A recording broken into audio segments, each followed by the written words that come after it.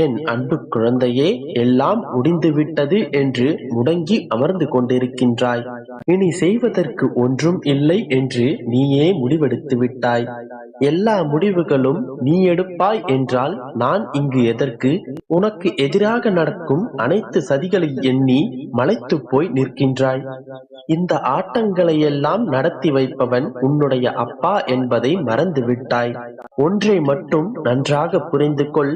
சதிகளையும் சூழ்ச்சிகளையும் செய்பவர்கள் மனிதர்கள் ஆவர்.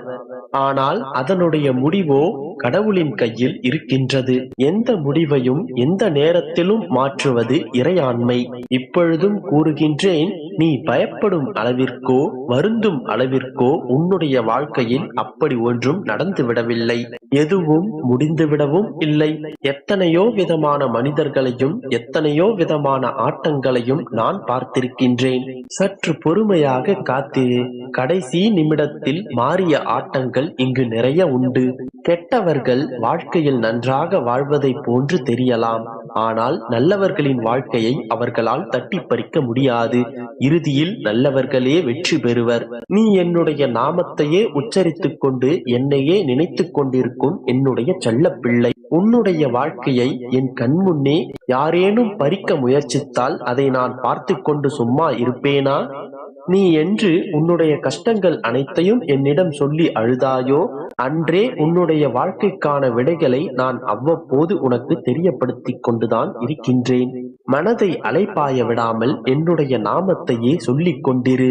அப்பொழுதுதான் உன்னுடைய வாழ்க்கையில் என்னுடைய பதில்கள் உனக்கு புரிய வரும்.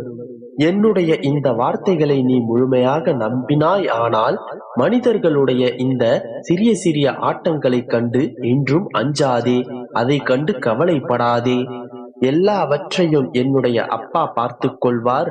அனைத்து சதிகளையும் என்னுடைய அப்பா அழித்து விடுவார் என்கின்ற நம்பிக்கையோடு இரு. ஏனென்றால் உனக்கு எதிரான ஆட்டங்கள் அனைத்தும் உனக்கு மட்டுமே எதிரான ஆட்டங்கள் அல்ல, அவை எனக்கும் எதிரானவையே. என்னை சரணடைந்த பிறகு நீயும் நானும் வேறென்று உனக்கு யார் சொன்னது? உன்னுடைய வாழ்வில் நான் நுழைந்த பிறகு, என்னிடம் நீ சரணடைந்த பிறகு நீயும் நானும் என்றுமே ஒன்றே.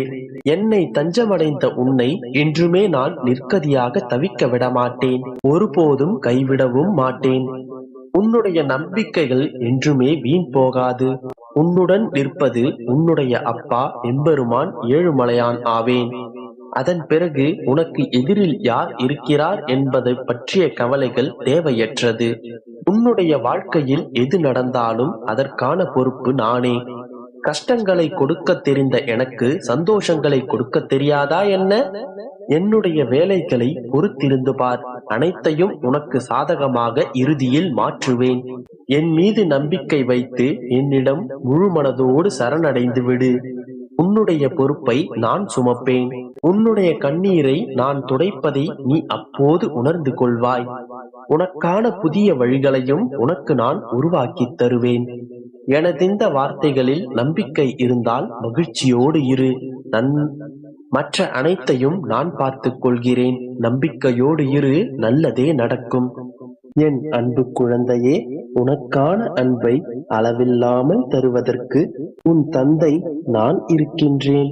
அதனால் வேறு யாரிடமும் சென்று அன்பிற்காகவும் பாசத்திற்காகவும் ஏங்காதே.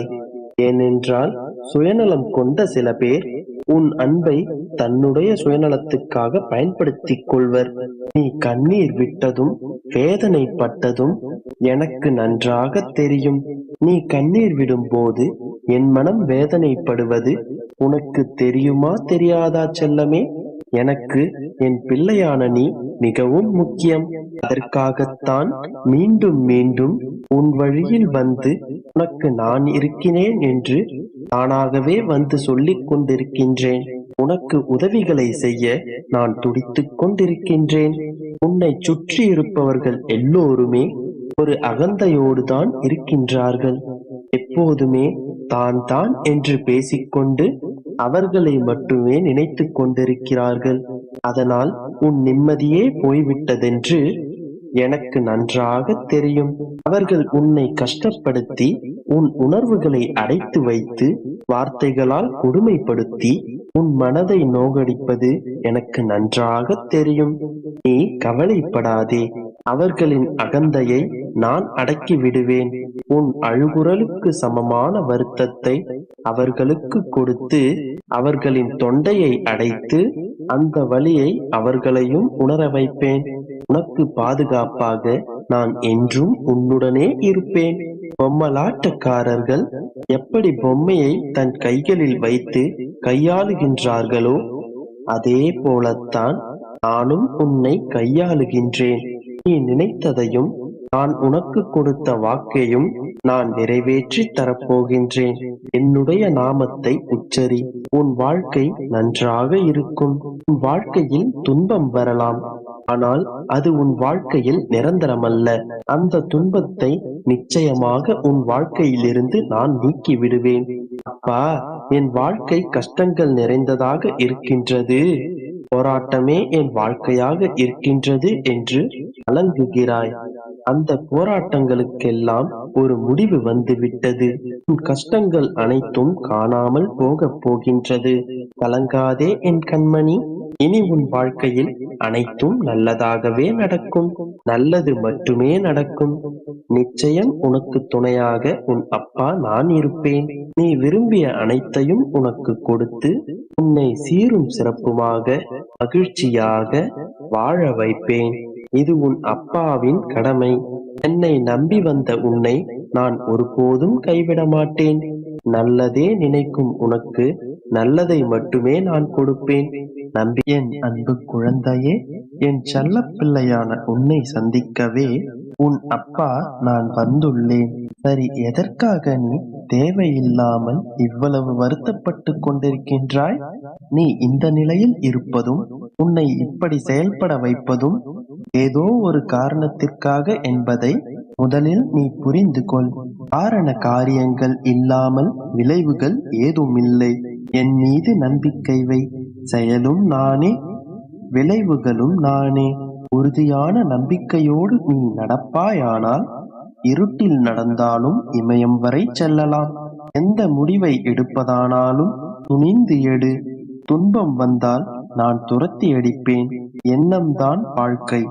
எண்ணங்களை எப்போதும் உயர்வாக வைத்துக்கொள். எண்ணங்கள் எப்போதும் வானோக்கியே இருக்க வேண்டும். எண்ணங்கள் எப்போதும் வலிமையாகவே இருக்க வேண்டும்.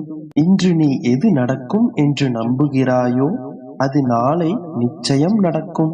மனதளவில் தைரியமாக இரு. உனக்கு உதவி தேவைப்படும் போது என்னிடமிருந்து நிச்சயம் உனக்கு உதவி கிடைக்கும். உன்னை எப்போதும் எந்த சூழ்நிலையிலும் எவரிடமும் கையேந்து விடமாட்டேன். உன் கவலைகள் அனைத்தும் மகிழ்ச்சியானதாக மாறும் காலம் இது. நீ எதிர்பார்க்காத நேரத்தில்தான் வாழ்க்கை உனக்கு பல ஆச்சரியங்களை கொண்டு வரும். உன் உடல் சார்ந்த பிரச்சனைகள் அனைத்தும் குணமாகிவிடும். உன் கடன் தொல்லைகள் அனைத்தும் சரியாகிவிடும். நீ கடந்து வந்த முட்கள் நிறைந்த பாதை முடிவுக்கு வந்துவிட்டது. இனி நீ ஆனந்தமாக பூஞ்சோலையில் நடப்பாய். இனி வண்ணமயமாக உன் வாழ்க்கை மாறப்போகின்றது. வசந்தமான எதிர்காலம் உனக்காக காத்து கொண்டிருக்கின்றது. என் பார்வையினால் நீ காக்கப்படுவாய். உன் நிலைமையை மாற்றி உன்னை உயர்த்தப் போகின்றேன். இன்று மலர்ந்த மலரைப் போல மலர்ந்த முகத்துடன் நீ என்றும் இருப்பாய். மன அமைதியையும் சாந்தியையும் உன் மனதில் நிறையச் செய்வேன்.